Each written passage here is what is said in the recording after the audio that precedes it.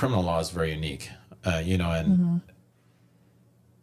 it's very specific. Like you start to realize that like, oh, there are certain people that are meant to be criminal defense attorneys, and there are certain people that are meant to be prosecuting those cases. And that decision is important. But you might not realize that. You might end up going down the defense track, which is what I did, realizing that you would be better as a prosecutor. That was me. I would have done a lot better as a prosecutor, I'm sure. But there was a realization that like, I don't really want to be in criminal defense. You know what I mean? It just, Why not? it's just an environment where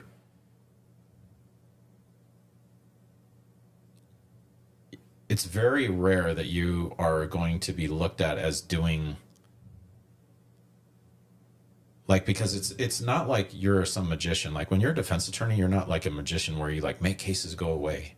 You know what I mean? You're not getting people off. You know what I mean? Like, there might be technicalities that you're like a warrantless search or something like that. You know what I mean? So where you could suppress evidence of a search that's the basis for a case. All right. Now that takes knowledge to be able to argue those positions. And if you can and win that, and that evidence was the foundation of the case, guess what? Your client will win because they are entitled to that Fourth Amendment right. Right.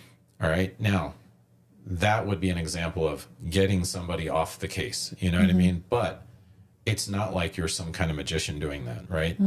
And it's rare that you have that situation where it's like, oh man, the cops didn't read you Miranda rights, and they didn't have a warrant, and this, you know what I mean? Because they know what they're doing.